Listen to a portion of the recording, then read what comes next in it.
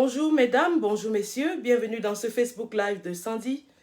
Facebook Live dédié uniquement aujourd'hui à un début de réponse à Monsieur Bruno Bidjan ainsi que la chaîne des 1000 collines qui ont fait preuve de bassesse serait un mot faible, d'attaque vile, d'attaque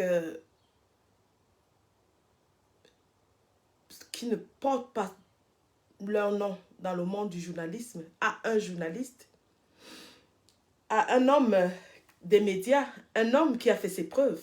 Un instant, s'il vous plaît.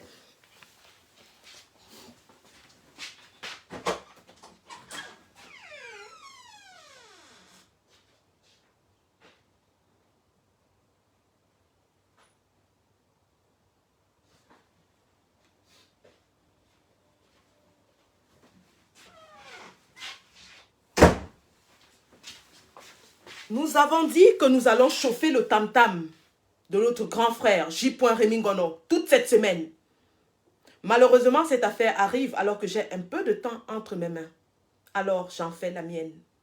Parce que nous ne pouvons pas rester indifférents lorsque l'un de nôtres est violemment attaqué par les chantres de la sardine, de la servitude, de l'avilissement du peuple camerounais. On ne peut pas rester indifférent, muet, dans le mutisme, face à des attaques aussi violentes, aussi viles, et même aussi sataniques, face à l'un des nôtres. Parce qu'il faut bien le rappeler, J. Rémy Ngono, c'est un combattant, c'est un combattant de la première heure.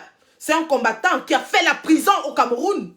C'est un combattant qui a tout sacrifié. Vous avez vu, y compris sa famille, y compris sa communauté, pour se battre pour la justice, pour le peuple camerounais. On ne peut pas rester indifférent, même si ce n'était pas Rémy Ngono. Les scènes que nous avons vues, ce reportage doit être dénoncé au plus haut lieu. Et j'invite ici tout le monde à écrire à Canal+, dénoncer ce reportage et dire « Cette chaîne n'est pas digne de figurer dans leur bouquet. » Canal+ doit enlever la chaîne en question de leur bouquet. C'est de ça qu'il est question. Il faut que ces gens apprennent à comprendre que il y a des sanctions. Nous ne vivons pas dans un monde sauvage. Et lorsque ils vont faire des partenariats avec des compagnies qui ne dépendent pas de la satrapie, qui savent que nous avons moyen de faire pression sur ces compagnies-là. Oui, nous avons moyen de faire pression sur eux. Et nous allons faire pression pour que cette chaîne de merde soit retirée d'un bouquet aussi populaire.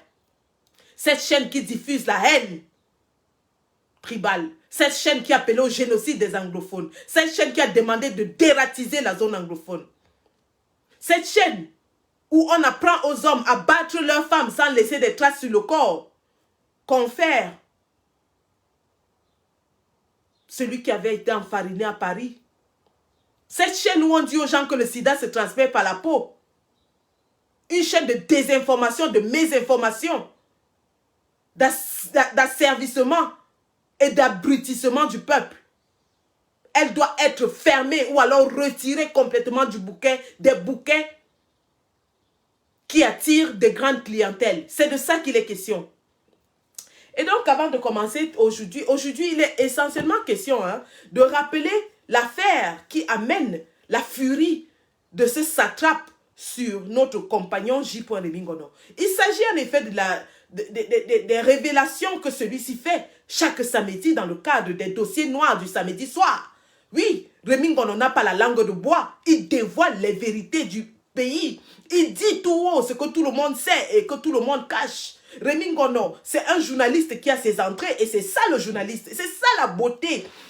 J'ai entendu quelques-uns, quelque temps dire que c'est un infiltré parce que comment se pouvait-il qu'il ait accès à autant d'informations. Mais c'est justement ça le secret du journaliste. Un bon journaliste, c'est celui qui a des entrées, c'est celui qui protège ses sources.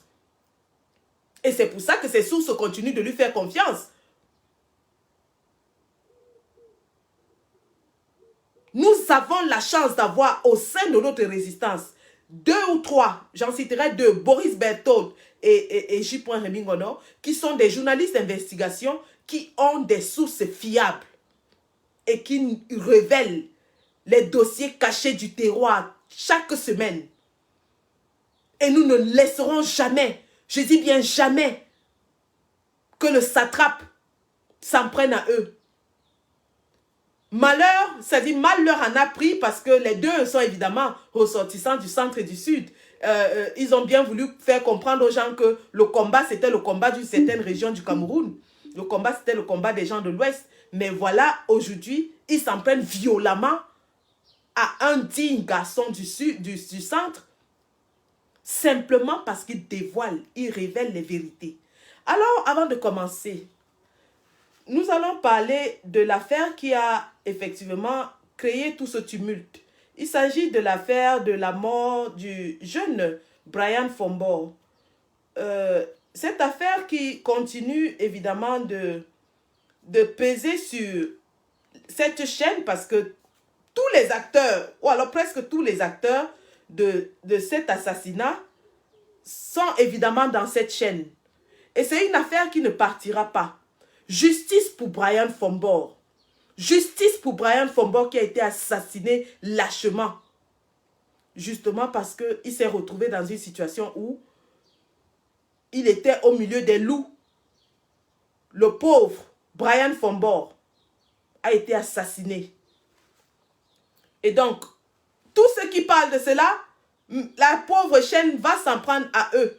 Mais vous allez vous en prendre à tout le Cameroun parce que tout le monde parlera de cette histoire. Cette histoire n'entrera justement pas dans les tiroirs. Nous n'allons pas laisser cette histoire mourir parce que ce jeune est mort lâchement et nous voulons que justice soit faite. Aujourd'hui, nous allons prendre le temps d'écouter quelques petits dossiers qui avaient déjà été évoqués et qui sont disponibles dans la toile pour rafraîchir la mémoire. Et je suis sûr que le grand frère J. Rémy Ngondo, ce samedi, lorsqu'il montera sur le ring, ce sera pour enterrer définitivement. Nous allons chauffer la salle. Nous n'allons pas laisser cette histoire se reposer.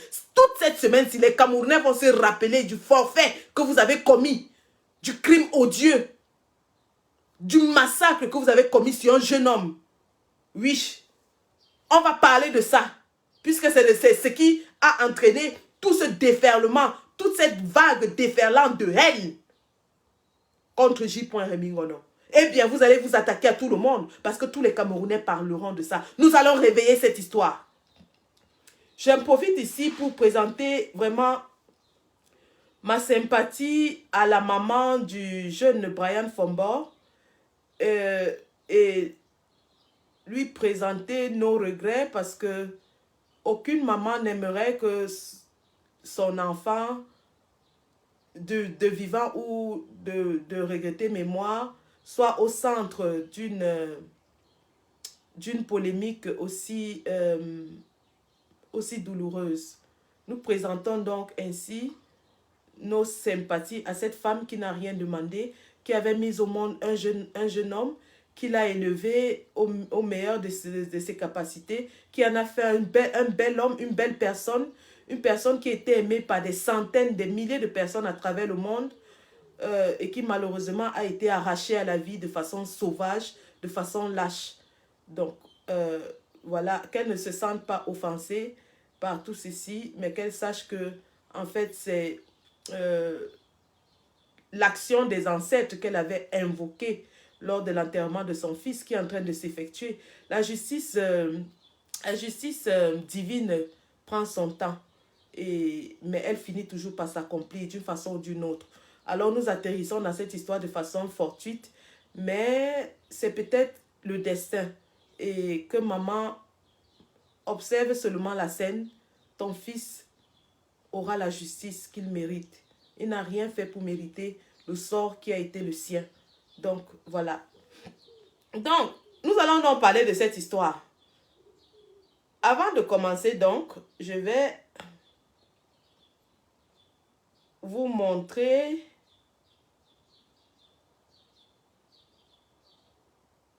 qui était Brian Fombor, hein, et comment il est mort. Ça, c'est le témoignage d'un de ses amis suite à sa mort.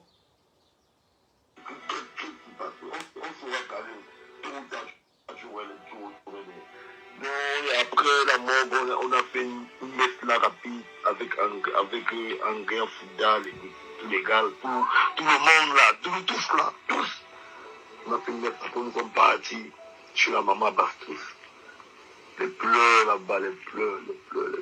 Elle nous a donné Cachini à tout le monde, elle restait là. Je suis quitté là-bas à 8 heures. Elle a dit qu'elle va attendre ses frères, mais le programme serait anticipé. Il y aurait cette fois, c'est pas encore qui va bien long à la mort.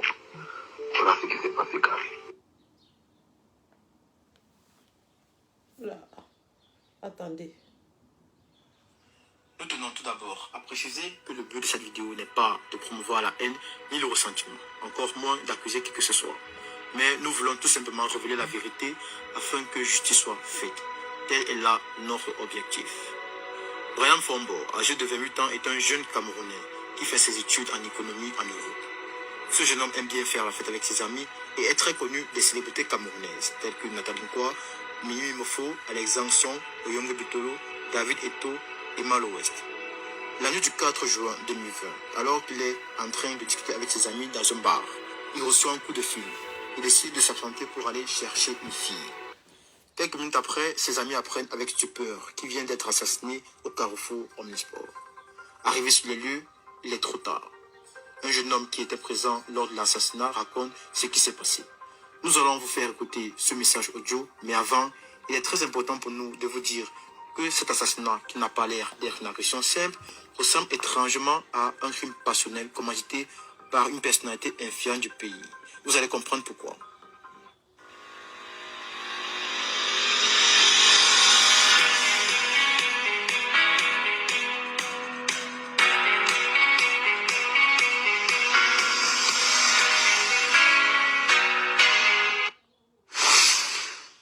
Cette affaire a défait la chronique sur les réseaux sociaux et tout le monde est stupéfait de la réaction de Ivana Essomba, l'ex-petite amie du défunt, qui était avec lui ce jour dans sa voiture quand on l'a froidement assassiné.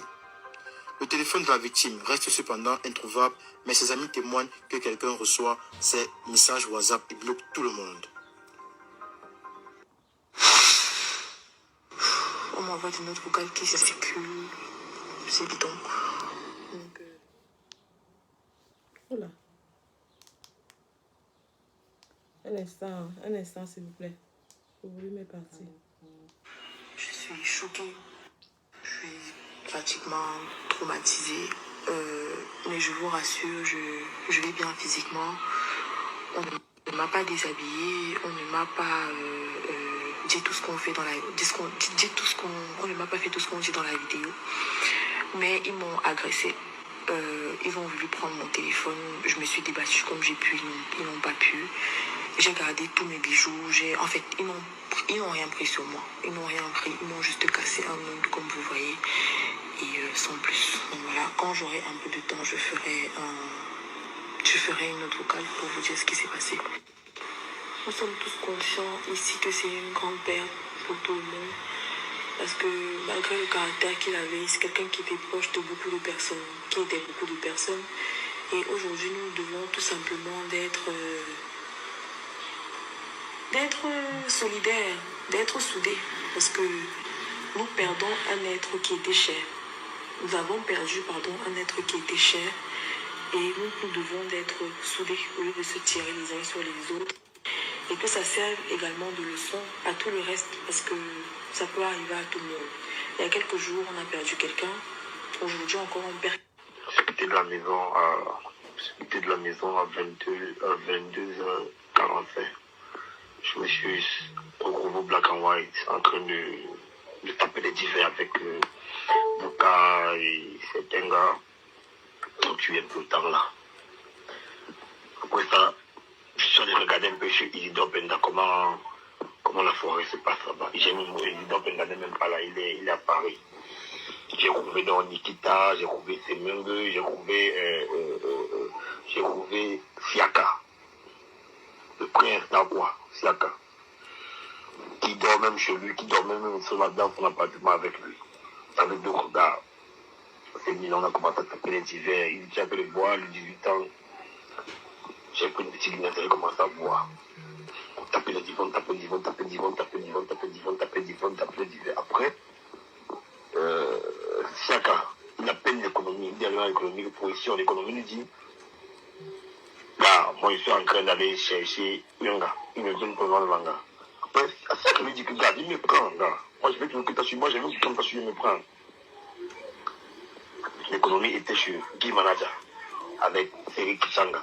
Vous étiez maintenant, ils sont séparés de chez Guy Manager.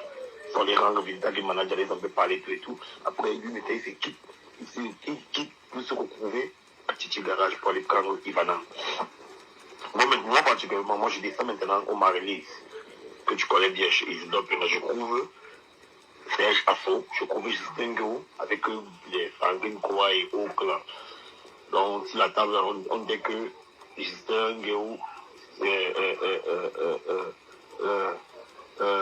Serge Asso, avec un autre grand là et moi, avec Hervé, donc ça faisait 5 personnes. Le reste là, c'était que les filles, celle-ci.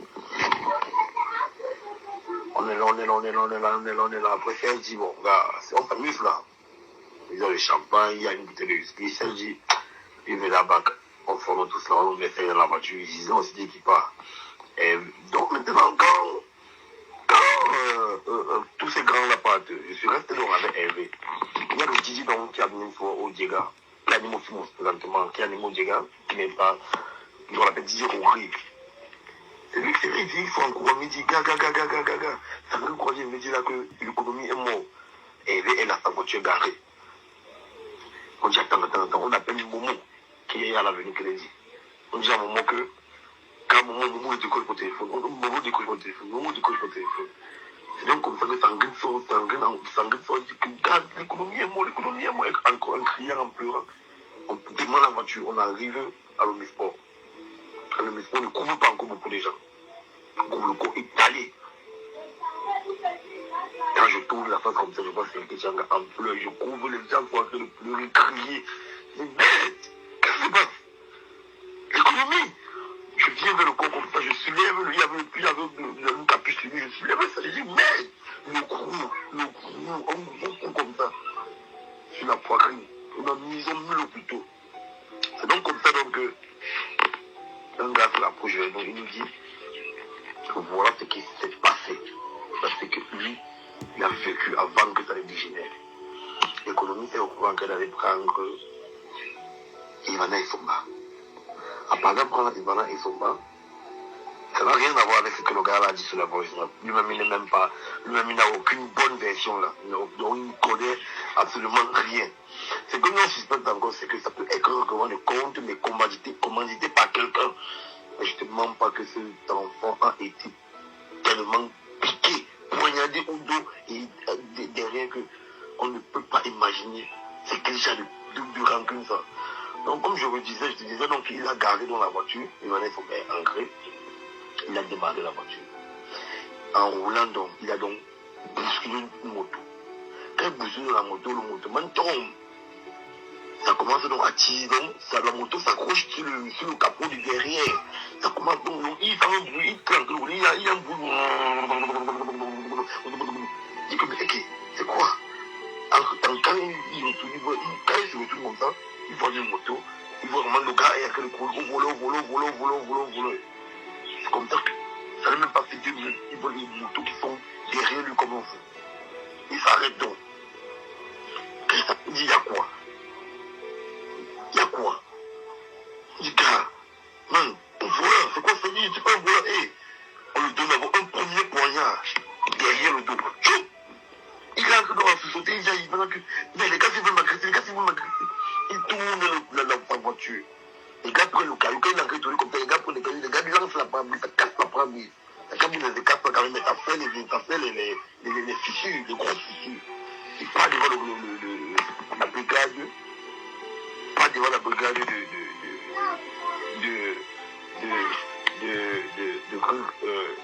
de Misport, là, qui est en face du stade, là. Il tombe, il commence à crier. Aidez-moi. Il voit comment les gars sont en train de venir. Il entre dans la voiture. Il demande la voiture comme ça. Il commence à rouler la moto. La moto est toujours sur le capot. Il demande la voiture. Il commence à rouler. Il dit maintenant, il va mettre une bande de gars qui sont là au grand point, au Misport là. Il y a le grand point là. Comme si tu détendais, comme si tu partais vers Omnisport. Il s'arrête là, il dit aidez-moi, sauvez-moi. Les gars, quand les gars se rapprochent, le motoman vient, le motoman l'encercle. Il dit que je vous ai fait quoi? C'est comme ça qu'un autre gars inconnu, qu'on ne connaît même pas bien, identitaire, qu'on ne connaît pas, il sort, il met à l'économie ici devant la poitrine, long plutôt. L'économie a son iPhone, a son porte-monnaie, a ses bijoux. Tout ça, on le recoupe. L'économie commence à courir. Il est même Ivana dans la voiture. Il commence à courir comme ça. Il tombe avec la tête. C'est comme ça donc il se retourne comme ça. Allez, tâche. L'économie est mort sur place.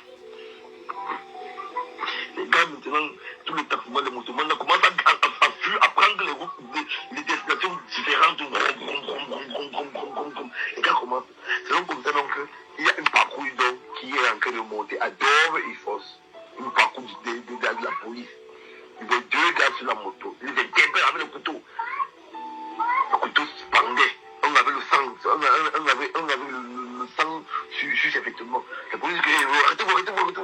Donc vous savez me dépenser, arrêtez-vous. On le faut les femmes. On dit que vous sortez d'où? C'est comme ça qu'on appelle donc la même parcours pour faire comprendre qu'il y a encore ici là qu'on vient de tuer. C'est comme ça qu'on arrête les 2 petits là. On les amène d'abord à la DFJ, après on les amène encore comme ça. On était tous là, Karim. Tout le monde est arrivé, les pleurs, tout le monde est arrivé. La matin est arrivé, tout le monde est arrivé. On a pris le code de l'économie. On est parti avec le code de l'économie à l'hôpital général. On est arrivé là-bas, on a trouvé près de 40 corps. terre. Quand on met à la main, on n'a même pas l'espace, il n'y a pas la place. On est parti ici là, ici là,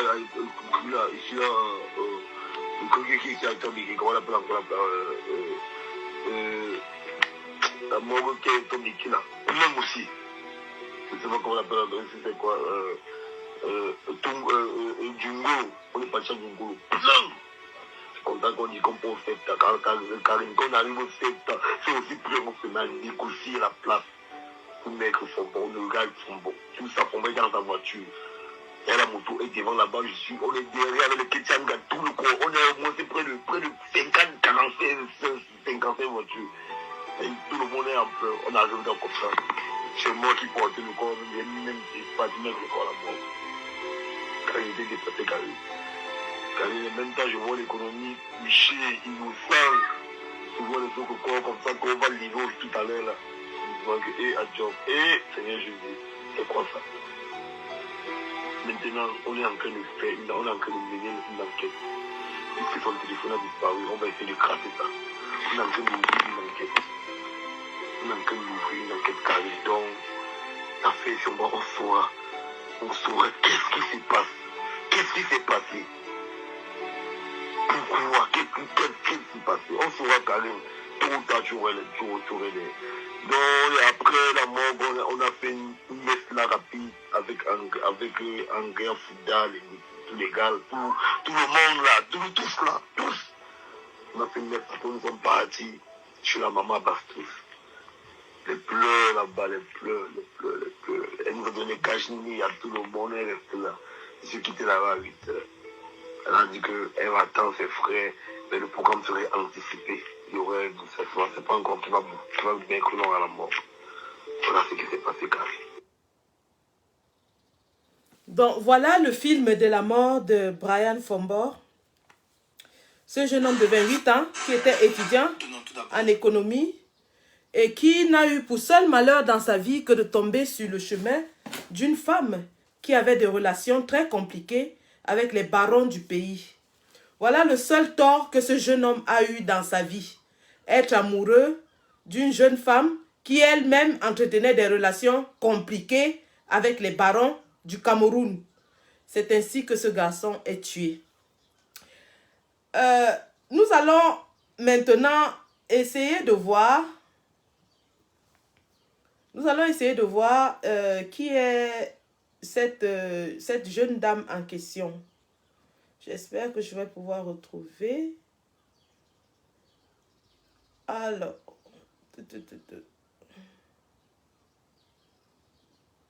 Ivana Essomba, c'est la fille de l'ancien président du Tonnerre, Essomba Yenga, qui avait 2 filles, c'est-à-dire son épouse en venant en mariage avait une première fille qu'elle avait en main et ensemble ils ont eu Ivana. Alors,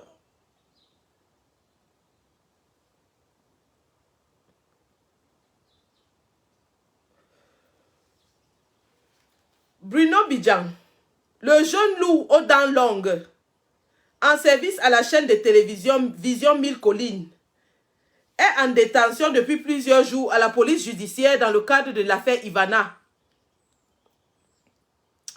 Pour mieux comprendre cette affaire, il faut savoir qui sont les protagonistes.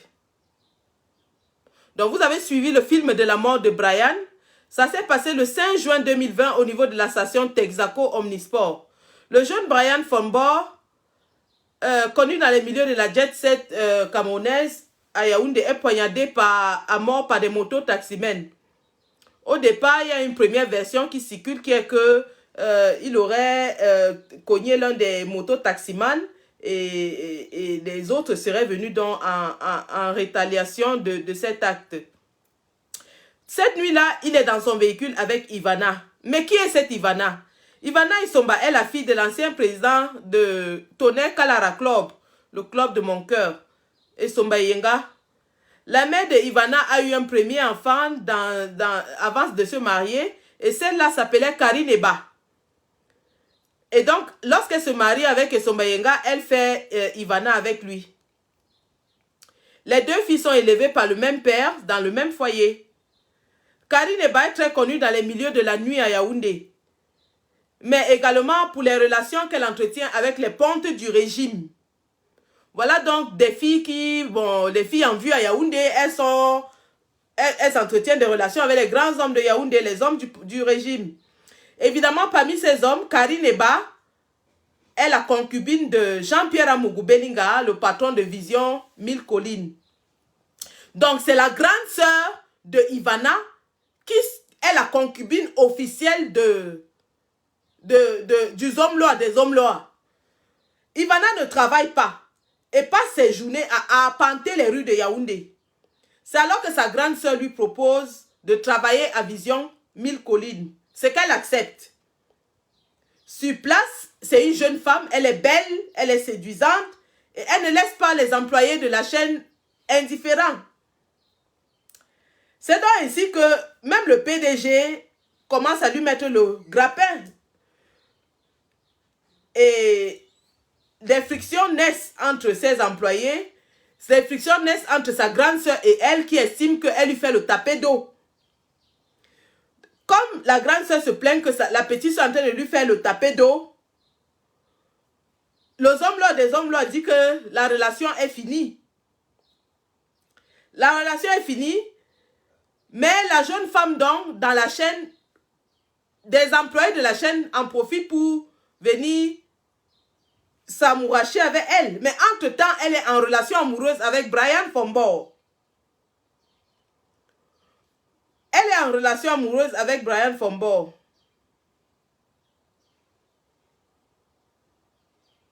L'assassinat de Brian Fombor fait qu'elle est convoquée pour une audition à la police judiciaire du centre. Ensuite, elle est placée en garde à vue. Donc, l'enquête piétine, la famille du jeune Brian Fombor est chassée par les enquêteurs. Parce que ceux-ci ne veulent pas parler, ils savent que cette affaire concerne les pontes du régime. L'enquête a des risques d'être classée sans suite. Parce que, évidemment, ça touche déjà beaucoup de gens. Mais ce que les enquêteurs de la police judiciaire ne savaient pas, c'était que même la mère du jeune Brian Fombor aussi avait des relations. Parce qu'au Cameroun, tout se fait avec les relations. Comme Ivana était la fille de quelqu'un de connu et qui sortait avec les grandes personnes, on avait peur de faire avancer l'affaire. On a fait piétiner l'enquête en se disant que, comme c'est une pauvre famille, ils vont laisser. Malheureusement pour eux, même la mère du petit Brian aussi, elle avait ses relations dans les grands cercles. Donc, la relation qu'elle a, c'est que elle est une amie intime depuis plus de 20 ans à la petite sœur de la momie. Elle est l'amie intime à la petite sœur de la momie, de la photo qui gouverne.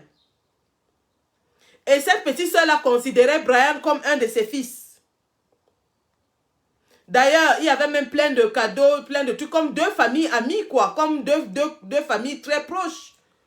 Donc, Brian était proche d'une certaine façon à la photo qui gouverne. En plus, Brian était l'un des petits de Ghislaine Guéhou. Ghislaine Guéhou, c'est l'ami intime de Franck Biya. Il est aussi l'ami de Serge Akounou, le fils de Mendoza qui avait fait la prison pour Franck Biya. Donc, vous voyez le cercle. Regardez un peu le cercle. Hein. Le petit là, il est ami avec les enfants de la photo qui gouverne. Et il est aussi l'ami d'Alamine Ousmane May. Donc, c'était un petit qui avait aussi ses entrées. Dès que la famille de Brian Fombor met aussi ses relations en jeu, l'affaire devient compliquée. L'affaire devient compliquée. Le délégué général à la Sûreté nationale, le père de la police, Martin Bagagele, et le procureur Ndi sont nommés pour clarifier l'assassinat. Voilà, alors que la mère, là, elle a fait jouer ses relations. Maintenant, c'est les cancans personnes qui entrent dans le dossier. Le père de la police et le procureur entrent dans le dossier. Ça chauffe. Ça chauffe au commissariat. Ceux-là estiment que les résultats de l'enquête ont été bâclés et les instructions viennent de la présidente de la République. Ils doivent s'exécuter. Hé, Ndambade Fosenta, la mater a dit que la mort de son fils ne passe pas comme ça. Elle-même met ses relations en jeu. Et ces relations, ça va jusqu'à la photo. Donc maintenant là, les petites relations que Ivana avait avec les hommes-là, des hommes-là et tous les autres gens avec qui elle faisait les affaires, ils se voient menacés. Le procureur demande dans un premier temps de durcir les conditions de détention d'Ivana, dont les amis ont utilisé les relations pour tenter en vain de la libérer. Parce qu'il faut dire, hein, Ivana apparemment ne dormait même pas en cellule. Elle partait souvent dormir à l'hôtel Montfébé et le matin elle revenait au commissariat. Donc elle bénéficiait d'une certaine liberté dans sa détention, dans sa mise dans sa garde à vue. Donc au lieu de dormir en cellule, les bons messieurs la laissaient aller à l'hôtel Montfébé, aller dormir là-bas et revenir le matin. Voilà alors que quand la mater fait entrer les relations en jeu, on demande de durcir ces conditions de détention. Le commissaire Meva, qui déteste l'arrogance de Bruno Bidjang, on n'est pas surpris. Lucky Luke est toujours arrogant. Les deux ne s'aiment pas. Et Bidjang n'est plus au courant de ce qui se passe. Il faut souligner que quand les hommes-là, des hommes-là, a laissé Ivana, parce que la sœur de Ivana avait dit que c'est le tapé d'eau, c'est Lucky Luke qui a pointé sa tête pour récupérer Ivana. D'où sort Bruno Bidjang dans cette histoire? Lorsque Amougou Belinga prend ses distances avec Ivana et Somba, sous la pression de la sœur de Ivana qui est Karine, la jeune dame éplorée tombe dans les bras de Lucky Luke, qui ne cache pas ses ambitions et se prévaut de sa proximité avec un puissant ministre de la République. Lucky Luke chante partout qu'il est proche d'un certain ministre de la République. Il dit qu'il n'était pas au courant que Ivana avait eu une affaire avec les hommes-là, donc il peut se lancer. Donc, les voilà donc dans cette amoura, dans cette histoire. Et donc, c'est pour ça que quand Ivana est arrêtée, Lucky Luke joue des pieds et des mains pour que l'affaire se tasse. Lucky Luke joue des pieds et des mains pour que Ivana profite des conditions carcérales, c'est-à-dire que des faveurs pendant qu'elle est enfermée. Après plusieurs visites en détention, il se décide de faire quelque chose. Au cours d'une de ses visites, il amène un téléphone à Ivana, de marque iPhone, avec lequel il pourra échanger avec sa dulcinée. N'est-ce pas une belle preuve d'amour? Le problème, c'est qu'il ne sait pas que les instructions fermes ont été données pour que Ivana ne soit pas en mesure de communiquer avec le monde extérieur. Et c'est normal. Une enquête en cours sur un meurtre, dont le témoin principal est en prison. On ne peut pas accepter qu'elle communique avec le monde extérieur. Voilà donc on saisit le téléphone de Ivana et Bidjang n'arrive plus à communiquer avec sa petite. Le voilà qui est dérangé. Alors, pour exprimer son courroux, il se précipite au commissariat, au poste de la DRPJ. Et il vient avec la voiture de Vision 1000 Collines. Il menace les commissaires. Il menace les commissaires.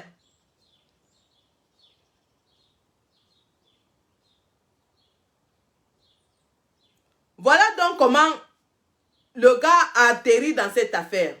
Mais l'affaire est plus compliquée que ça. L'affaire, ce n'est pas seulement une affaire de Ivana, de Lucky Luke et de Brian Fombor. On va vous donner les dessous de cette affaire. Nous allons vous donner les dessous de l'affaire qui aujourd'hui amène cette chaîne à descendre dans l'abject. Oui, nous n'allons pas lâcher le morceau. Nous n'allons pas lâcher le morceau. Nous allons demander justice pour Brian. Nous allons demander que Canal+ chasse cette chaîne mécréante de leur bouquet qui salit l'image, qui salit même l'éthique de déontologie du journalisme. Ce n'est pas possible qu'ils acceptent que de tels reportages soient passés dans une chaîne qui appartient à leur bouquet. Ce n'est pas normal. Nous n'allons pas lâcher le morceau. Donc, voici donc la véritable cause de la mort. Voici la véritable cause de la mort de Bruno Bidjan. Et ça, c'est bon, voilà, c'est entre autres, hein, vous allez écouter, c'est juste un petit, une amie de leur cercle qui fait une petite analyse. Retenez aussi, entre autres, que Brian Fombo meurt, il est assassiné dans la rue. Comme son ami l'a dit dans le reportage, dans son témoignage tout à l'heure, ses bijoux étaient sur lui. Son porte-monnaie était sur lui. Mais ils ont pris son téléphone. Et pendant qu'il était mort, quelqu'un répondait à ses messages WhatsApp et bloquait les gens. Qui a pris le téléphone de Brian Fombo? Où est le téléphone de Brian Fombo? Les vidéos de... En fait, le gars avait surpris les vidéos de... Et en fait, il sortait effectivement, Fombo sortait effectivement avec Ivana. Et maintenant, comme c'était sa go, il a donc pris le téléphone, c'est parce qu'il voulait faire. Il a supprimé les vidéos de Ivana en partouze avec Lupo Moutassé et Amougou Belinga. Excusez-moi, il doit parler doucement parce que je savais déjà important, c'est là où le fax sort. Donc maintenant alors, il a commencé à faire le chantage à Amougou Belinga. Que si tu ne me donnes pas les dons, je vais publier. Amougou Belinga lui a d'abord donné 50 millions. Donc toute la vie qu'il vivait là, ces jours-ci là, c'était ça. Donc, maintenant, donc, il faisait que dès qu'il est un peu foiré, il peut faire un petit chantage, on lui donne l'argent. Dès qu'il est foiré, il peut faire un petit chantage, on lui donne l'argent. C'est donc là où Amougou Belinga a dit à l'autre, c'est à Ivana, que si tu ne le livres pas, parce que c'est dans ton téléphone qu'il a pris les vidéos, soit c'est toi, soit c'est lui. Et maintenant, sauf que Ernest Obama, le journaliste de Vision 4 qui va en prison là, était en partenariat avec Fombo. Il était en partenariat avec Fombo. Donc, du coup, quand Fombo est mort, Amougou Belinga a voulu publier, a voulu menacer Ernest Obama. Ernest Obama lui a dit que si je tente, je t'affiche, si je tente de dire que tu me jettes en prison, j'ai tes vidéos, je vais balancer. C'est donc ça, comme ça que vous voyez que Ernest a en train de descendre comme ça en prison parce que Amougou a dit que je vais te montrer donc que tu ne peux pas me faire le chantage. Tu as vu que l'autre est à mort. Donc c'est ça. Et que dans la voiture de Fombo là, Ivana lui a remis l'argent. C'était un dernier paiement qu'il avait encore demandé, c'était 25 millions. Donc c'est ça qui en fait qu'il allait chercher chez Ivana. Et c'est là où on l'a tué. Voilà dans le fax. Maintenant je comprends pourquoi le deuil est en train de finir comme ça et que ses amis là, ils connaissent. Donc le bête qui faisait que je sais pas pour Fombo là, ils connaissaient dans la vérité. Voilà dans le problème. Voilà, ça c'est... Je ne peux pas certifier de la véracité de cela, mais c'est aussi quelqu'un qui était dans le cercle des jeunes personnes et qui a entendu les on-dit. Et sa version corrobore les dits de plusieurs autres personnes. Je ne suis pas l'auteur de ceci. C'est disponible en ligne depuis 1 an au moins, où les langues se sont élevées pour dire que, en fait, le jeune Fombo avait vu des choses qu'il n'aurait pas dû voir dans le téléphone de sa copine. Et c'est donc pour cela qu'il a été tué, parce qu'il connaissait des choses qu'il n'aurait pas dû savoir. Entre-temps, vous avez donc vu, et après ça, hein, vous avez vu comment les problèmes ont commencé dans la chaîne de télévision Mille Collines. Comment Ernest Bamanama avait été enfermé, et ainsi de suite. Les problèmes qui s'en sont découlés, la déchéance des hommes là. C'est-à-dire, c'est à partir de la mort de ce jeune homme que tous ces problèmes ont commencé. C'est à partir de la mort du jeune Brian que la déchéance de cette chaîne a commencé. Et l'histoire n'a pas encore fini de révéler tous ses contours. Parce qu'il y a plein de choses dans cette histoire que les Camerounais doivent savoir, que la justice doit savoir, pour que l'âme de cet enfant qui a été massacré sauvagement, de façon aussi brutale, repose, puisse enfin reposer en paix. Ce que cette dame dit dans ce reportage est assez pertinent parce que la réaction de cette jeune femme, Ivana, au lendemain de la mort de Brian avait stupéfié tout le monde, avait glacé le dos à tout le monde. C'est-à-dire une femme qui vient de vivre une scène aussi violente où l'homme avec lequel elle sort, qu'elle est censée aimer, a été violemment attaqué. Déjà, je ne comprends pas qu'une femme, ton homme est attaqué et tu ne fais rien. Tu es assise à côté, tu dis qu'on t'a arraché un petit ongle. Ton homme, une femme, ton homme est attaqué. Tu te couches sur lui, on va te tuer d'abord avant de le tuer. Mais elle n'a rien subi. Elle vous dit que même une égratignure, elle n'a eu qu'un ongle, un petit ongle cassé. Et que son téléphone, elle a encore avec elle. Par contre, le téléphone de son gars a disparu. Ça corrobore les dires de cette femme. Parce que lorsque vous regardez, attendez, je vais vous montrer la réaction de cette fille le lendemain de la mort. Parce qu'elle devait être traumatisée. Elle devait être dans tous ses états. Quand quelqu'un a subi un traumatisme aussi important, il ne peut pas venir se mettre en live, à tout maquiller et tout. Commencer à dire aux gens que non, vraiment, voici ce qui s'est passé et tout. Et que moi, je n'ai eu qu'un petit ongle, ne vous alarmez pas, je vais bien. Écoutez, hein. Regardez bien. Bonjour à tous. Je suppose que c'est pas la grande forme pour tout le monde.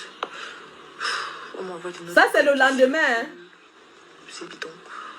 Donc, beaucoup de gens disent qu'ils attendent, machin, truc, mon explication, mais lui comprend mon émotion. Je suis sous le choc. Je suis choquée. Je suis pratiquement... Ça, c'est le visage de quelqu'un qui est choqué.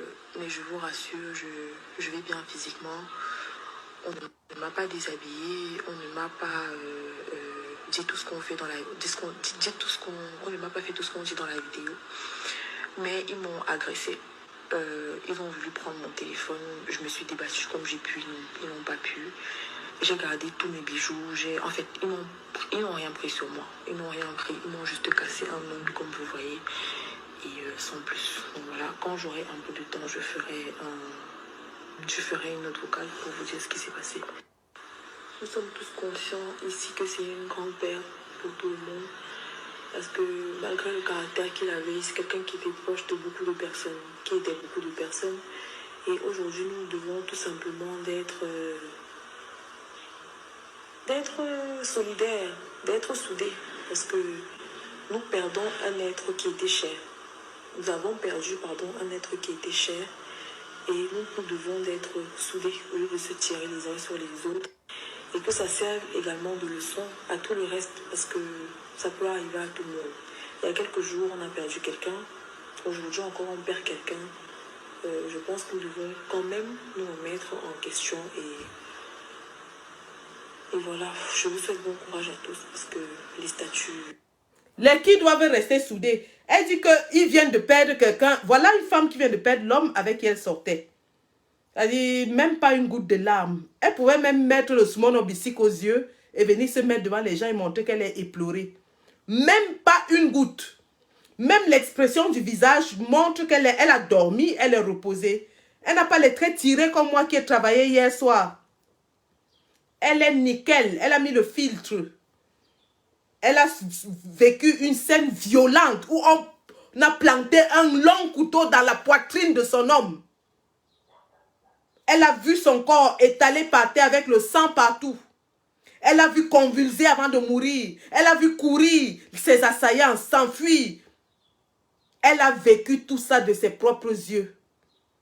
Mais elle est nickel, elle est zen. Elle vous dit que ça doit servir de leçon à tout le monde. Elle dit que ça doit servir de leçon à tout le monde. Vous comprenez que la mort de ce garçon était programmée. La mort de ce garçon était programmée. Et quand il dit on doit rester soudés au lieu de se tirer les uns les autres, Qui devaient rester soudés. Justement, c'est Vision 4 qui devait rester soudés parce que Obamana s'est senti attaqué parce que son partenaire a été tué. Entre autres, de l'autre côté, vous avez Lucky Luke qui court derrière la femme et qui justement... C'était la débandade dans Vision 1000 collines. C'était la débandade.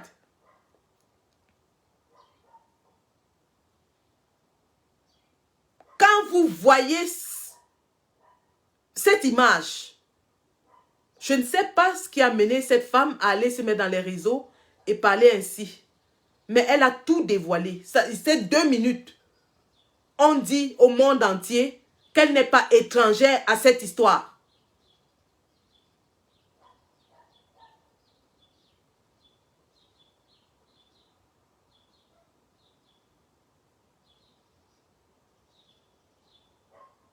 Ah oui. Voilà donc, c'est toujours la suite de cette histoire qui amène ces gens aujourd'hui à attaquer J. Et je m'attends à être attaqué parce que j'en parle.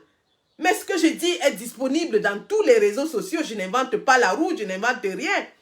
Ils pourront insulter autant de personnes qu'ils veulent, salir autant de personnes qu'ils veulent. La vérité reste que les faits sont palpables pour tout le monde.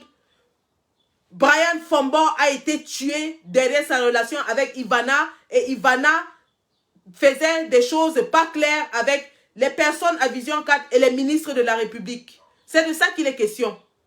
Et les mêmes noms reviennent, les mêmes noms, les mêmes gens reviennent.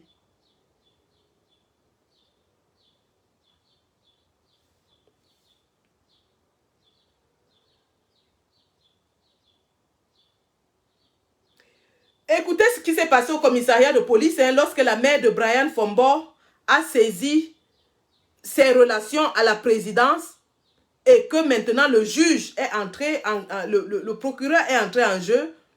Écoutez ce qui s'est passé. Il y a eu une discussion à bâton rompu entre 2 commissaires dont l'un a été jeté en prison avec Bruno Bidjan. Oui, dans le cadre de cette affaire, on avait jeté Bruno Bidjan qui est venu donner un téléphone à sa compagne en garde à vue. Écoutez la discussion à bâton rompu. Et là, j'en profite parce que là, ce n'est que le début. Je vais revenir sur cette affaire en prenant un autre angle. L'angle de la tribu. Tous les protagonistes dans cette histoire sont d'une seule et même tribu. Le procureur dit, le commissaire Meva, le commissaire Omba, Bruno Bidjan, Ivana Esomba, patati patata. Vous comprenez que le Cameroun est en fait dirigé par une secte, un groupe de personnes qui se livrent aux choses les plus inavouables. Voilà un fait divers qui le prouve à suffisance. Une affaire où la justice devait prendre son coup est influencée parce que tel a des relations avec tel ministre et tel autre fait entrer ses relations avec la présidence et c'est toujours les Bidjan et les Ndi, les Meva et les Omba qui se battent entre eux. Yemiawo Koson. Yemiawo Foson. Miawo Son. Et Tite Ballon et Bruno Bidjan. Ton petit reportage de merde que tu allais faire là. Ton petit reportage là, c'est ça qui va te coûter tout. Je dis que ce reportage va te finir. Tu n'as pas... Tu as commencé la guerre, non? Tu as commencé. Eh bien, tu vas la terminer. Vous allez la terminer. On ne va plus vous lâcher. Vous êtes au Cameroun, nous sommes en diaspora. Moi, ma Pisiki, vous allez aller dans mon village à Sangmelima. Dès que vous arrivez là-bas, la première chèvre que vous saluez va me livrer. Parce que je suis persona non grata là-bas. J'assume. Je dis, quand tu vas aller faire ton reportage dans le village de ma mère, la première chèvre que tu vas rencontrer va te dire des énormités de moi. Parce que je suis persona non grata pour mon combat. J'assume. Hoa. Tu vas aller leur donner 2-3 biens pour qu'ils racontent comment j'ai fait la bordellerie à quoi, j'ai fait la bordellerie à des deux. Ils vont inventer des choses, ils vont mettre. Après, tu vas mettre dans votre chaîne de merde là. Tu ne peux même pas tenter d'aller chez mes parents à l'ouest. Parce qu'à l'ouest, personne n'a faim. Personne n'a faim. Ils ont tous leurs petits moyens. Personne ne va me livrer pour une bouteille de bière. Tu as compris, non? Tu vas dans mon village à l'ouest. Rien que la maison que tu vas voir va te chasser.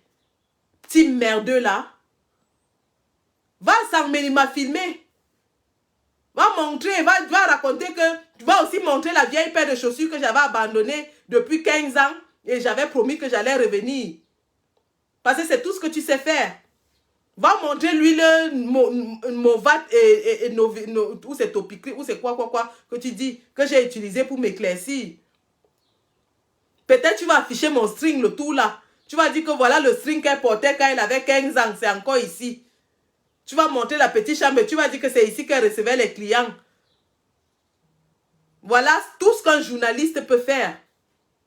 Donc dans toute la République du Cameroun, tu n'as trouvé aucun problème pour reporter. Tu es parti dans un village, dis comment, oh, il avait dit que, oh, ta tante t'avait fait que voici même son oncle, voici, il nous avait promis que, oh, son, il y a un faux son. Il y a un au son. Il y a un me bi.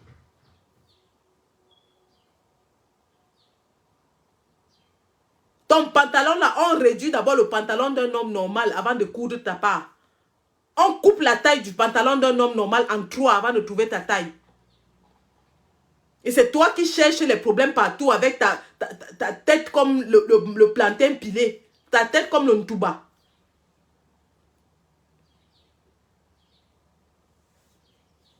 J'ai dit que tu vas filmer les villages de tous les résistants. Je ne suis que la première. Hein. Après moi, là, il y a beaucoup qui vont faire la même chose que moi. Tu vas envoyer tes caméras dans tous les villages. Aller montrer comment on avait abandonné les maisons de nos parents. Aller montrer comment on avait promis qu'on allait construire. Je ne construis pas. Je n'investis pas au Cameroun. Woha! J'avais dit ça. Tant que Biya est au pouvoir, même 5 francs n'iront jamais dans votre pays. Si tu veux voir mes investissements, viens en Angleterre. Je vais te montrer. Mais tout ce que tu vas aller filmer là-bas, va même filmer. La maison de mes parents, elle est en carabote. Elle est déjà tombée. Va filmer. J'ai dit même 5, je ne mets pas au Cameroun. Tant que Biya est au pouvoir. Tu vas me faire quoi? Écoutez la bataille qu'il y a eu au poste de police. C'est comme ça que ça fonctionne. Mettez les instructions, c'est le gars qui donne les instructions. Madame, je suis encore venu. Recevez les instructions du chef d'instruction. Vous mentionnez. Ne vendez pas chef d'instruction avec les instructions. Sur l'instruction du procureur. Madame, recevez les instructions du chef d'instruction. Je te dis que vous recevez les instructions du chef d'instruction. L'instruction du procureur la République transmise par le commissaire. Je dis que vous recevez les instructions. Madame, écrivez. Ne faites pas tout rien. Vous n'écrivez rien. Recevez les instructions du chef d'instruction. Prends le téléphone, reçois les instructions du chef de division. Appelle. Vous voulez écrire. Je dis, vous n'écrivez rien. Recevez les instructions. Vous n'écrivez rien. Recevez les instructions. Vous n'écrivez rien. C'est le chef de division qui gère ce service. C'est pas moi. C'est pas le chef que le procureur. Si le chef de division dit exécuter, on exécute. Il n'y a rien à faire. Ça, c'est la guerre entre Mba et Omba au poste de police. Les instructions, c'est clair. C'est comme ça. Je ne sais pas. C'est lui qui parle d'instructions. Mais c'est vous qui dites que je n'ai pas qualité. C'est vous qui dites que je n'ai pas qualité. C'est le chef de. C'est vous qui dites que je n'ai pas qualité. C'est le centre qui donne les instructions dans ce poste de police.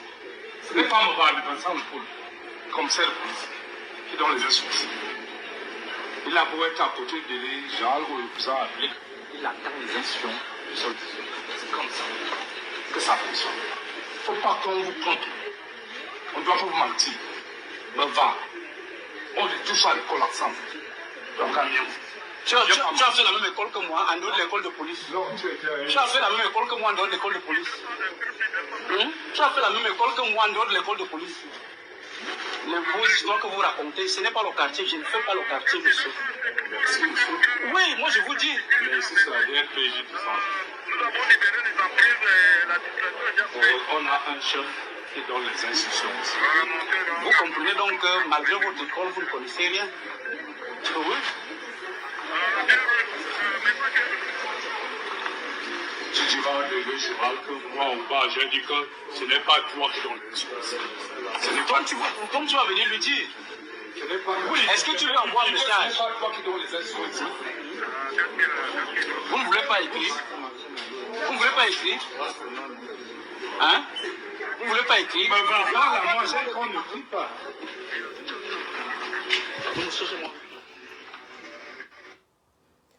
Donc la bataille comme ça se passe entre le commissaire Meva et le commissaire Ongba.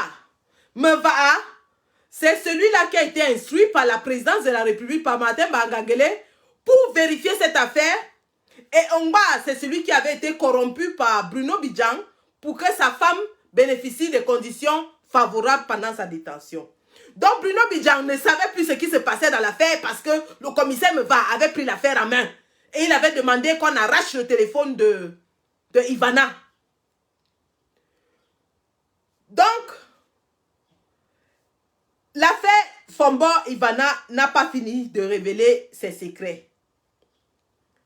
Lorsque la présidence de la République instruit le Martin Bangangele de clarifier le décès du jeune Fombo, Martin Bangangele va confier l'affaire au commissaire Meva, Vincent de Paul, qui est chargé d'études assistant au cabinet de Martin Bangangele. Ivana Essomba est à la DRPJ. Elle n'est pas en cellule. Hein? D'ailleurs, le procureur a informé qu'elle dort parfois chez elle. Parfois, elle dort au Mont Fébé. Avant de revenir au commissariat le matin. Or, Ivana a confié aux enquêteurs qu'elle échangeait souvent avec Fombo. Donc, on a besoin de son téléphone pour besoin d'enquête. On saisit son téléphone, mais elle est en communication avec le monde extérieur. Ce jour, Bruno Bidjang est venu offrir un téléphone à Ivana. Et le commissaire Meva, elle l'a sur place ce jour-là. Il surprend Ivana en conversation et demande qu'elle soit jetée en cellule. Ivana lui dit qu'elle a un certificat médical. Meva décide de saisir ses téléphones. Alors, le commissaire Ongba, qui est de mèche avec Bruno Bidjang, entre dans la dispute et commence donc à s'engueuler avec le commissaire Meva, comme vous avez entendu là. Quand Meva s'en va, il appelle le procureur. Et il lui explique que Bruno Bidjang est venu donner un téléphone à Ivana. Ongba s'oppose à leur mise en cellule. Le procureur demande à Meva de rentrer à la direction régionale de la police judiciaire et de jeter Bruno Bidjang et le commissaire Ongba en cellule.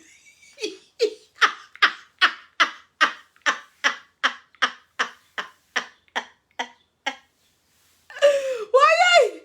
Donc c'est ainsi que DiCaprio, alias Bruno Bidjang, passera 3 semaines en détention à la police judiciaire avant de retrouver la liberté. Tout comme le commissaire Ongba, qui sera également jeté en cellule, accusé de mauvaise gestion de ce dossier. Donc, voilà donc comme ça les affaires du pays où chacun fait entrer de ses relations.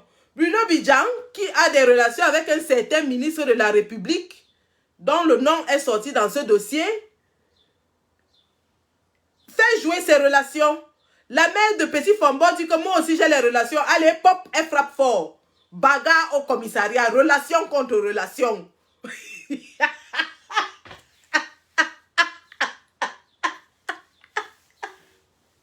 Relation contre relation.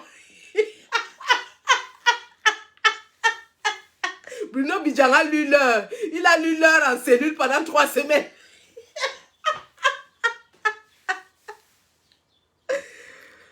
Mais en fait, ce qui est tragique dans cette histoire, c'est que, au final, tellement cette histoire touchait déjà l'entourage le plus proche du gouvernement, qu'on a préféré la taire et la tasser. Mais nous réclamons justice pour Brian Fombo. Justice doit être rendue pour ce garçon qui n'a commis aucun autre péché que d'aimer une femme qui a ouvert son intimité à tous les dirigeants du Cameroun. C'est de ça qu'il est question. C'est de ça qu'il est question. Le grand frère Patrice Nouma a une très belle interprétation de cette histoire. Hein. Écoutez un peu ce que le grand frère Patrice Nouma dit là-dessus. Ça nous fait plaisir. Non, monsieur, nous prions, nous parlons. Et Dieu va agir. Oh là. Je tenais à vous le dire. Vous, parents, ce système-là est à la fin. Vous n'avez pas besoin de vous prendre la tête. Nous nous battons pour que ça change. Et ça va vraiment changer. Avec l'amour que vous nous apportez au quotidien, les prières que vous faites pour nous, on a décidé de se sacrifier pour vous. Et c'est grâce à ça que nous y arriverons avec la bénédiction de Dieu. I love you.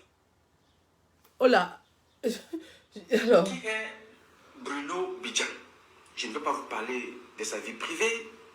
Je vais vous parler de ce qui nous est public. Parce que la vie privée ne m'intéresse pas.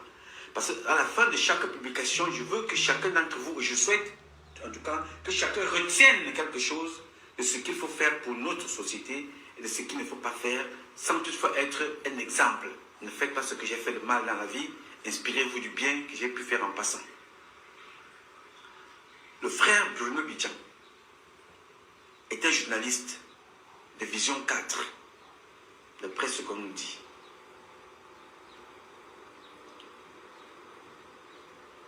Celui qu'on appelle Franck Hubert Ateba, je ne le connais pas non plus, c'est un Camerounais, un homme politique, un homme d'affaires, il est Camerounais. C'est lui que vous avez entendu dire l'autre jour qu'il a été empoisonné par Lupaul Motazi. Alors le SOS Cameroun Solidarité, par ma voix, a décidé, s'est proposé de prendre en charge son évacuation et tout ce qui accompagne une évacuation. Alors, j'arrête ici. Hein. Vous voyez que chaque fois que le nom de ce ministre est prononcé, qui réagit? Bruno Bidjan. Dès que ce ministre est touché dans une histoire, qui réagit? Bruno Bidjan. Allez savoir quelle est la relation entre Bruno Bidjan, Ivana et ce ministre. Pourquoi? Parce que même quand vous avez tué quelqu'un ici aux États-Unis, vous avez droit à un médecin. Vous avez droit à un avocat, ou si vous n'avez pas un, l'État vous donne un avocat. Je ne suis pas juge, je suis là pour tendre la main à quelqu'un qui est en train de mourir. Maintenant, c'est à la justice de définir qui l'a empoisonné, qui a fait quoi, qu'est-ce que lui-même il a fait aux autres ou qui n'a pas fait. Ça ne me regarde pas. La justice, si elle était normale au Cameroun, devrait s'en occuper. On a donc pris cette responsabilité-là. À partir de là, cette page-là se tourne et attend. Donc je ne peux rien faire confirmant ce qui concerne ces déclarations. Ceux qui l'ont empoisonné, il est responsable, il connaît ce qui s'est passé entre eux, ils se connaissent. Mais j'ai seulement dit qu'il ne faut pas restreindre la liste. Il faut aussi regarder de l'autre côté les gens avec lesquels vous avez travaillé à la présidence. Est-ce que vos rapports étaient bien à la présidence? Est-ce que les informations que vous donniez étaient des informations crédibles? Est-ce que quelqu'un s'est senti que bon, vous en savez déjà trop et il a décidé d'en finir avec vous? Il y a plusieurs paramètres. Alors en citant une seule personne, vous, si vous avez une bonne justice, vous limitez là l'action des enquêteurs, des gens qui vont faire le travail. Vous les empêchez d'aller un peu plus loin et vous limitez. Parce que vous vous concentrez sur une seule personne, bien sur 3 ou 4. Non, c'est eux qui ont fait ça, c'est eux qui ont fait ça. Peut-être c'est vrai, je ne sais pas. Je pose une question comme ça, en tant qu'un enquêteur ancien, que voilà, il faut regarder là où on a cogné son pied avant d'observer, de faire le constat de là où on est tombé. C'est toujours très très important à savoir. Donc, alors, Bruno Bidjan, je viens de vous faire son introduction. Je ne veux pas entrer dans les vies privées pour le moment.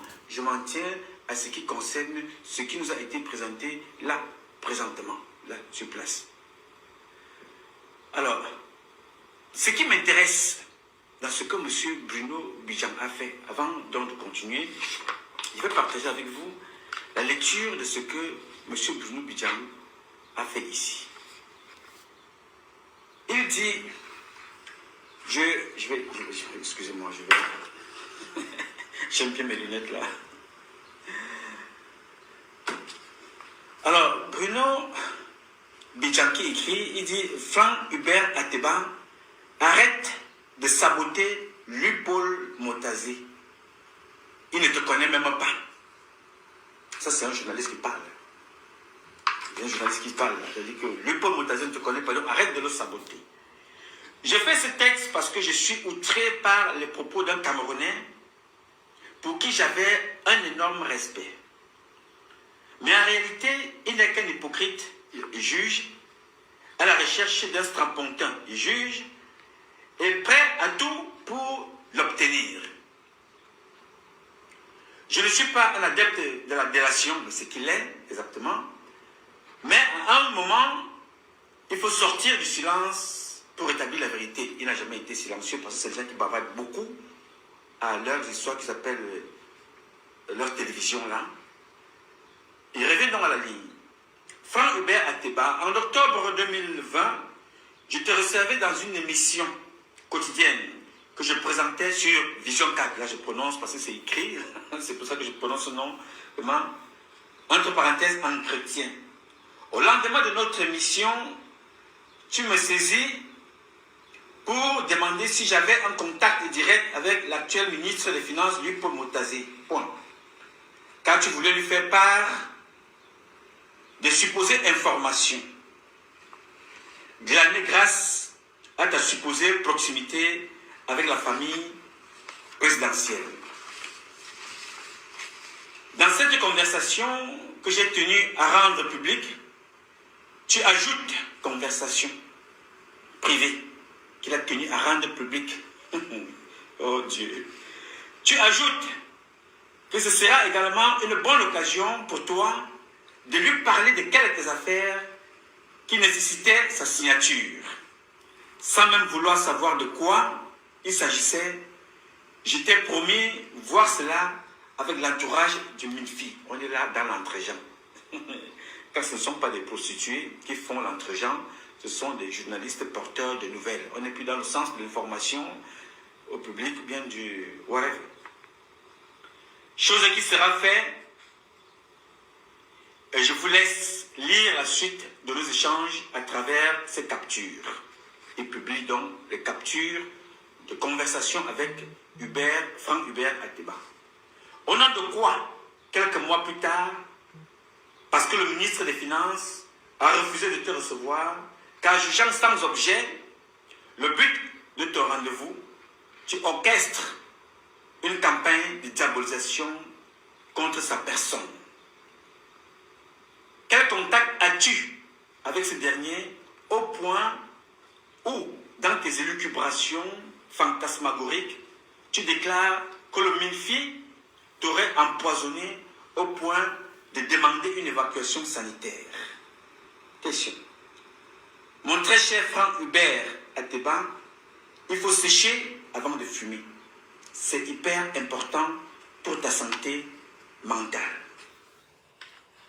Écoutez comment un journaliste parle à un citoyen dans une lettre ouverte. Hein. Il faut fumer avant de sécher. Je me demande bien où cet énergumène, cet individu, a appris à faire son journalisme. Journalisme de poubelle, de quartier. C'est plutôt un animateur qu'un journaliste, parce que je ne vois pas quelqu'un qui a fait des années d'études à l'université pour apprendre le journalisme, dans lequel on apprend la déontologie du métier, pourrait s'exprimer ainsi. Ce n'est qu'une racaille, une ordure, un moins que rien. Alors, nous savons très bien ce qui se passe. Ta bande et toi, vous n'aurez jamais la tête de Léopold Moutazi, défenseur de Léopold Moutazi, ce qui parle. Vous n'aurez jamais la tête de Léopold Moutazi, car son travail et sa fidélité vis-à-vis du chef de l'État sont à son actif. Cherchez encore et encore des stratagèmes pour le déstabiliser. Vous n'aurez rien. Donc, au Cameroun, il suffit d'être fidèle au chef de l'État pour garder son poste ministériel. C'est de ça qu'il est question, c'est ce qu'il est en train de dire.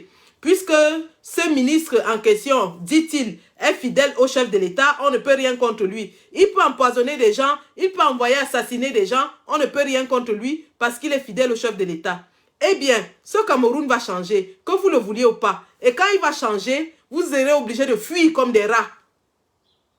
Et comme tu as dit, dans ton état de santé, ton état de santé ne te permet pas de vivre plus de 48 heures. Je préfère te rappeler que tu restes 24 heures. Bruno Bidjan. Ok. C'est cette correspondance qui m'amène à échanger avec vous. Excusez-moi. Cette correspondance qui m'amène à échanger avec vous. Ce monsieur-là qui parle est accusé d'appartenir à une histoire de crime au Cameroun. Une affaire criminelle qui a coûté la vie à un jeune Fambor à Yaoundé. Ce monsieur est impliqué d'une façon directe ou indirecte, mais il est impliqué. Il est en liberté. Pour quelle raison, je n'en sais trop rien. La femme soi-disant qu'il a épousée sortait avec le jeune Fambor qui a été assassiné. La même femme sortait également avec le patron de ce monsieur qui parle là, qui s'appelle Amourou Belinga. Nous savons très bien que ce qui s'appelle mariage là, dont je ne veux pas en venir, c'est une couverture pour tenir cette femme-là, pour qu'elle ne bavarde pas. Parce qu'elle connaît. Parce que c'est eux, là, elle, lui et l'autre, leur patron, qui ont assassiné Fambor. Le monsieur qui parle là.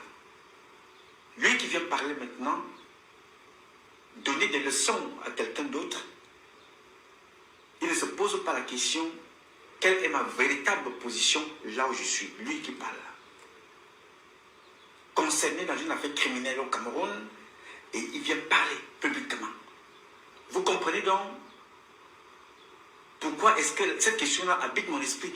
Pourquoi est-il en liberté? Ce type qui parle. Pourquoi ce type est en liberté? Quand je vous pose cette question, c'est parce que j'ai aussi la réponse. Ce monsieur est en liberté parce que le pays est géré par le manque de justice sociale. Il est géré par le code sexuel des pratiques déviationnistes. Le Cameroun est géré par des réseaux de qui connaît qui fait quoi avec qui. Le Cameroun est géré par des menteurs, des manipulateurs. Je vais un peu arrêter le grand frère ici. Il a tout à fait raison. Le Cameroun, et même Zogola dit l'autre jour, que le Cameroun est géré par des réseaux de pratiques abominables, d'abomination. On vous a parlé de partous. Évidemment, c'est ce qui se passe au Cameroun. Ces gens de la classe dirigeante se livrent à des pratiques inavouables, des pratiques sataniques, sorcières, et ils se tiennent les uns les autres avec ça. Et on sait très bien que M. Amourou Belinga est champion des chantages. C'est quelqu'un qui enregistre toutes les pontes du régime. Il a tous les voices et toutes les vidéos. C'est pour ça qu'il est intouchable. Il se livre à des pratiques non avouées avec eux et il les tient en otage avec ça. Raison pour laquelle l'enquête a piétiné et ne peut être achevée parce que ces gens fonctionnent dans des cercles ésotériques, des cercles de pratiques sataniques, des cercles de pratiques mystiques, des cercles de pratiques sexuelles qui ne sont même pas avouables. Cette chaîne de télévision dont on parle en est l'exemple, où une seule femme a couché avec au moins 4 ou 5 personnes dans la même chaîne et se retrouve dans les histoires avec les ministres et tout ça, prouve à suffisance que des choses ignobles se passent au Cameroun et ils sont tous mélangés là-dedans. Quand ce Cameroun sera libéré, les histoires qui vont nous parvenir seront effroyables. Ça, je peux vous le dire. Quand ce Cameroun sera libéré, lorsque les langues vont se délier, les histoires qui vont sortir de là seront effroyables. Et on doit démanteler ce cartel.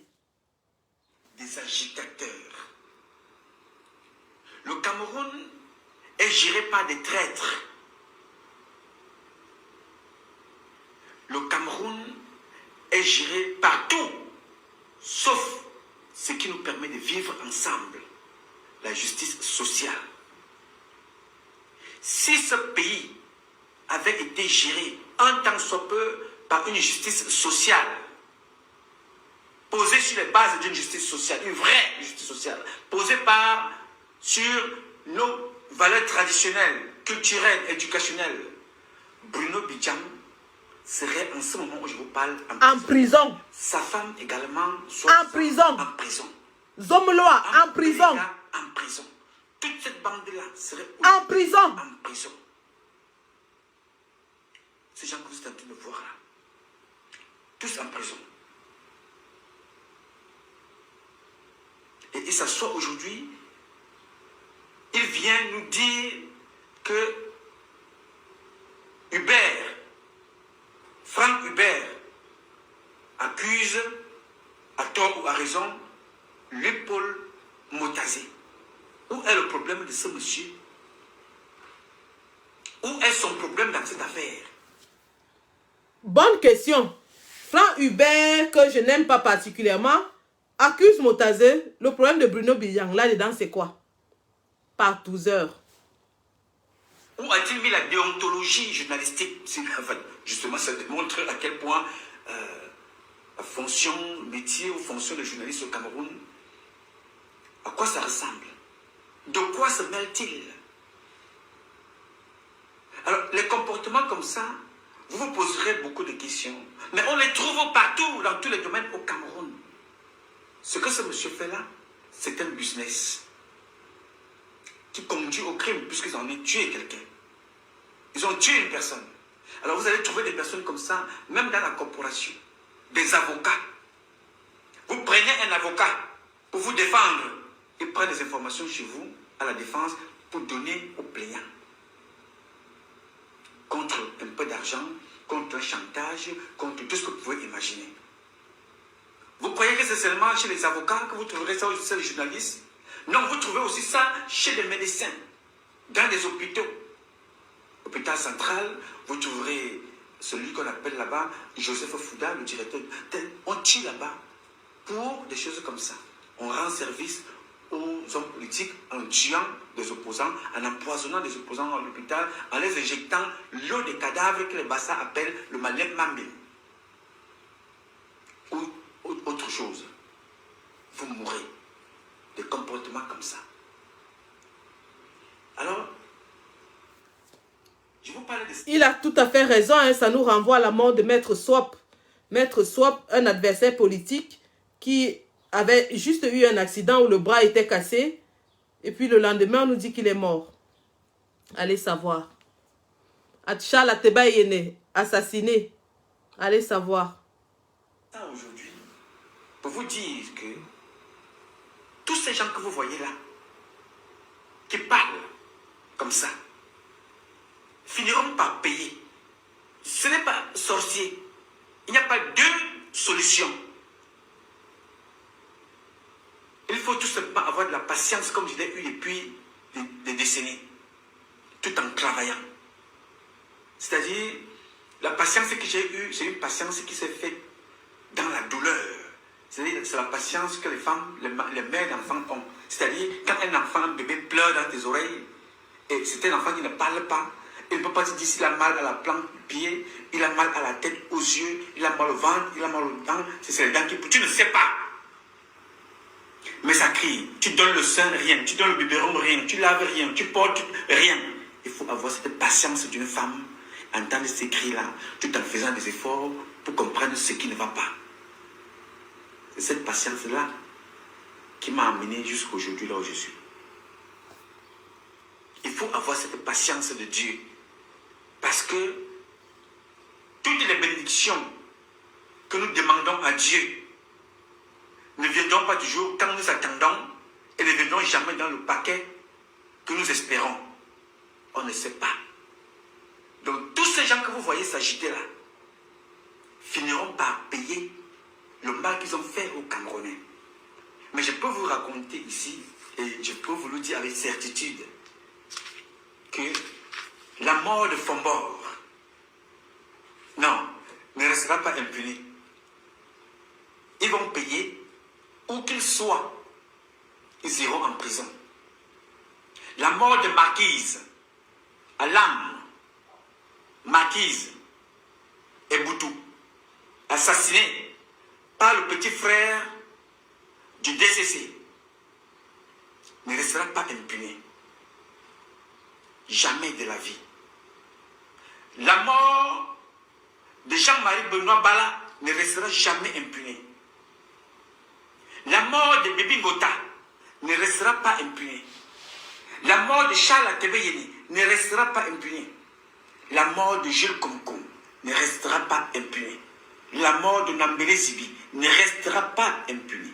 Alors, la sortie de ce jeune garçon, et les autres, hein, bien entendu, la sortie de ce jeune garçon-là, vous dites donc comment est-ce que ce gouvernement-là fonctionne. Voilà un monsieur qui est accusé d'avoir contribué à un crime. Ce n'est pas le droit qui parle à ce moment-là. Non, c'est l'intervention. Le cabinet civil a dit que Laurent Esso a dit, le sous-préfet a dit, le gouverneur a dit, les seules personnes qui n'ont pas parole et qui devraient avoir parole, la famille des victimes, c'est Fomor qui est dans la tombe, dont personne ne parle à son nom. Toute personne qui aurait contribué à ce crime-là, non, ils sont des interventions sur terre. Laurent Esso a dit que Mbondo Ayoro a dit que non, l'autre ne part pas en prison. La fille, on l'a interpellée, on l'a sortie subitement, elle s'est mariée. Elle continue leur vie normale. La seule personne qui souffre, c'est la maman de Fombo. My dear brother and sisters, I just want you to listen to me today very carefully. One more time. Vous allez payer pour cela. Whatever is going to happen, now or late, you're going to pay for it. Il n'y aura aucun médicament autre. Vous aurez 3 choix. Fuir le Cameroun, plongeant dans la laitier ou l'oignon, dans le Vouri, pour sortir au Nigeria, au Gabon, whatever. Ou alors aller en prison ou mourir avant le temps. Il n'y aura rien d'autre au courant de ces 3 propositions-là. Rien. Vous pouvez retarder aussi longtemps que Laurent Esso est là. Vous pouvez faire ce que vous voulez, il n'y a pas de problème. Faites comme bon vous semble. Pour le moment, on vous dit le Cameroun c'est pour vous. Non, le Cameroun n'est pas pour vous les gars. Voilà celui qui a tué Moussa Emmanuel. Blaise Fouman Akam. Il y a 3 ans, je vous parlais toujours. Voici des gens qui ont tué Fouman Akam. J'ai encore qui ont tué Emmanuel Moussa. J'ai encore les vidéos de ce monsieur agonisant. J'ai ces vidéos cadavres. J'ai ces vidéos dans le cercueil. J'ai ces vidéos morts. Tué par sa femme avec Blaise Fouman Akam, le fils de Fouman Akam, qui est lui-même mort 2 mois après. C'est comme ça la justice de Dieu. Donc toute personne qui prend plaisir à dire je suis du sud, je suis du centre, je suis bêtis, je suis dans le club des bêtisiers, je peux tuer ma femme, je peux amener ma femme à dormir par terre.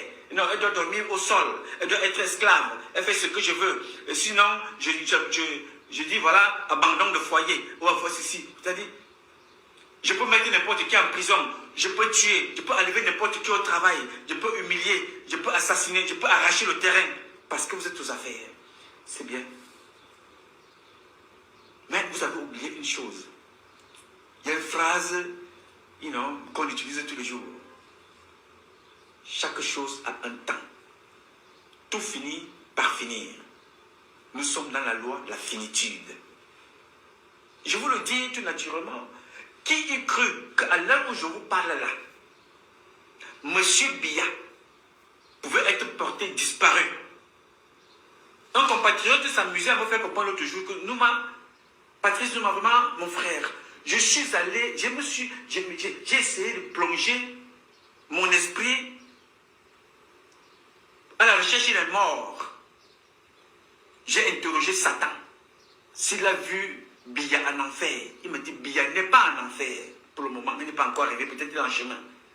Je suis revenu en surface, je recherche ici. Biya n'est pas parmi les vivants. Biya est où? Me poser la question, un jeune compatriote. Et cette question-là peut être comme ça, ponctuée d'ironie. Mais qui eût cru que M. Biya pouvait être porté disparu? Ou alors pouvait sortir comme ça, quand on vous sort M. Biya sans dents. Il y a des dents qui manquent. Non, Biya, les dents manquent. Même ma grand-mère, on a mis quand même une hypothèse. Au 7 ans, mais quand on dit voilà, non, non, les dents tombent, on le présente bien, parce qu'on veut commenter. Où est-il passé? Qui est cru que ça pouvait arriver à ce niveau-là? Qu'on n'entende pas que voilà, il est sorti pour une visite, il est en Suisse, il est intercontinental, il est revenu, il est machin, tout et tout ça, il est revenu. C'est-à-dire que les femmes sont en bordure de route. Oh, Biya, ayop, ayop, ayop. On chante, on secoue les machins. Qui a cru que ça pouvait arriver comme ça? Biya disparaît. Au point pour soulever les mains, c'est sa femme. Pour marcher, on tient. Ce n'est pas une moquerie, c'est pour vous faire comprendre que nous passerons tous par là. Mais à quel prix? Mourons regrettés. Il faut que quand tu pars, un jour vous dites, oh là là, qu'est-ce que ce monsieur-là était? Regardez comment on pleure en bas, en Côte d'Ivoire. Regardez comment les enfants ont pleuré à Tébé-Yéné, au Cameroun. Faites l'exemple avec le jour où on vous dira officiellement que physiquement, Biya ne vit plus. Parce qu'aujourd'hui, M. Biya est mort intellectuellement, socialement, politiquement. Ça, si je vous le confirme, il est mort. Mais physiquement, c'est Dieu qui décidera. Et l'annonce se fera par quelqu'un d'entre eux, là-bas. Venez vous annoncer. Ce ne serait plus sur haute instruction de M. Biya. Vous voyez le truc? Là, maintenant, Ferdinand Gongo et les autres, c'est sur haute instruction du président Biya. Mais à sa mort, vous allez voir, nous venons nous annoncer, la mort doit être constatée par un médecin, ou bien par une femme de ménage qui est venue laver le sol, qui a constaté que Biya est mort. Et elle va informer, ou bien son épouse, ou quand ils auront décidé, ils sont fatigués de lui, ils vont assommer, comme ils ont tué Moussa, ils vont l'assommer, on vient l'annoncer, ce ne sera plus sur haute instruction. On va nous annoncer qu'il est mort. Et à part, il sera donné. Et un autre Nkulmanchaka commence. Et tout le monde passera par là. Mais à quel prix et comment? Voilà. Merci, grand frère Patrice Nouma. Beaucoup, et je vous répète cette phrase tous les jours. La punition de Dieu, parce que Dieu... Merci beaucoup, grand frère Patrice. Le grand frère Patrice a résumé là d'une façon très poignante la situation. Dans un pays normal, Bruno Bidjan, Amougou Belinga, Ivana seraient tous en prison. Tous. Ils y seraient tous. Mais nous ne lâchons pas. Les signes de la fin sont là. Voilà, on nous annonce ce matin que Idriss Déby serait mort. Les signes de la fin. Un vent de changement est en train de souffler.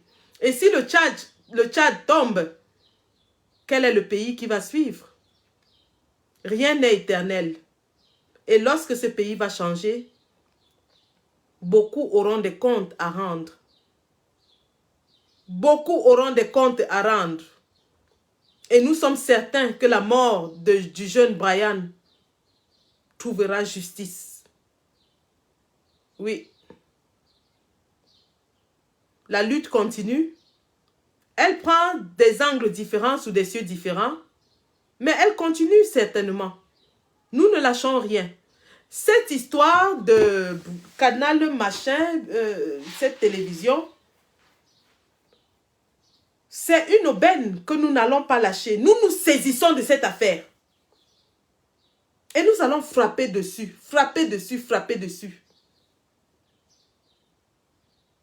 Nous ne laisserons plus ces assassins de Yaoundé continuer de nous martyriser même au-delà de nos frontières. Soutien total et indéfectible à J. Remingono. Toute la résistance camerounaise derrière lui.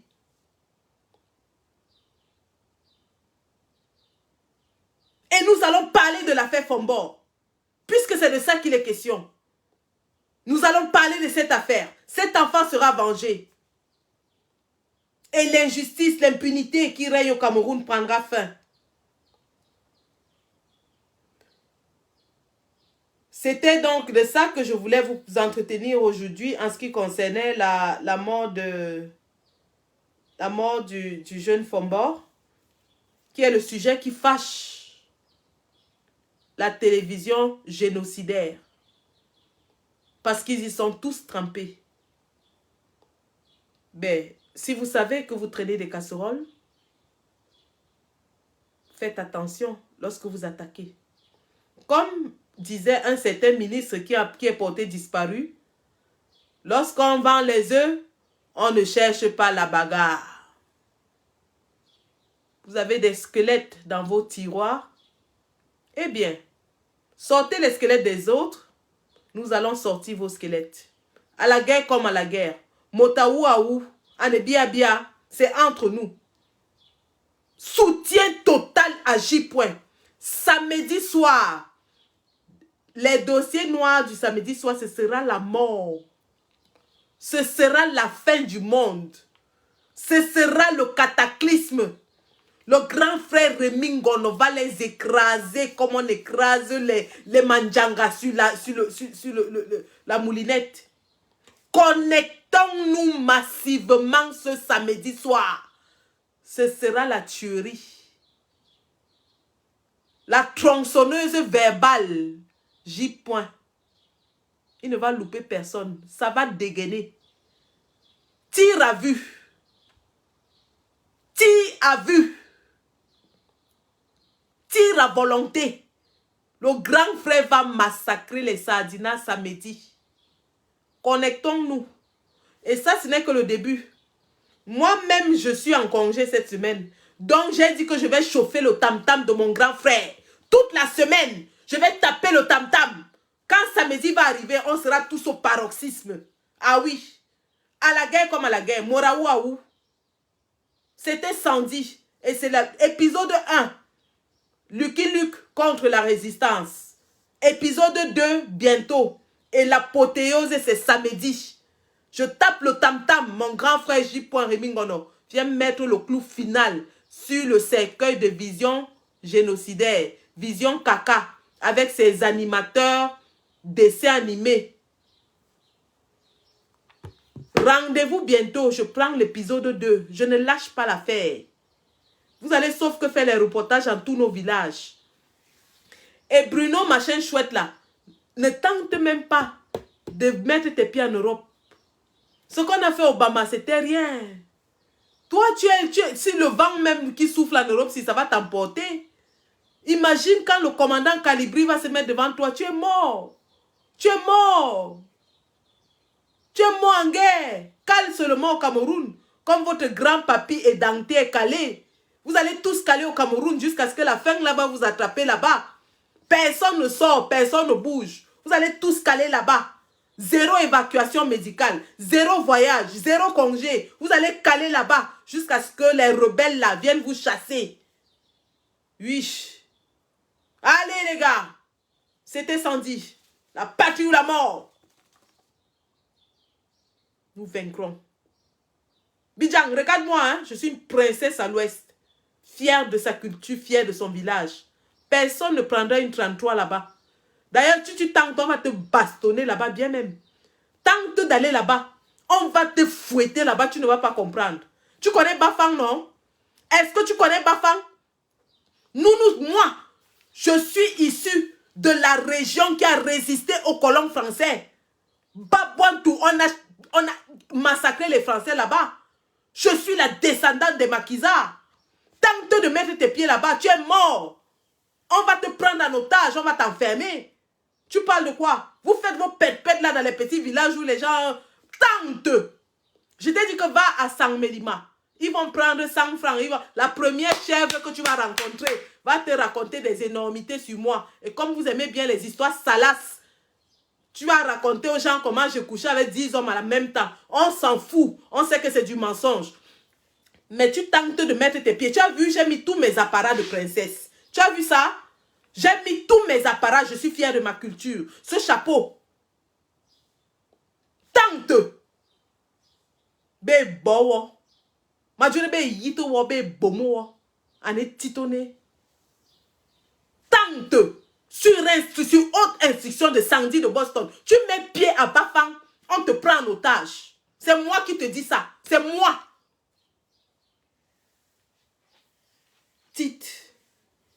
Allez les gars, le combat continue. Ça va chauffer. Cette semaine-ci, ça va chauffer. On va courir. On va courir. Allez, la patrie ou la mort.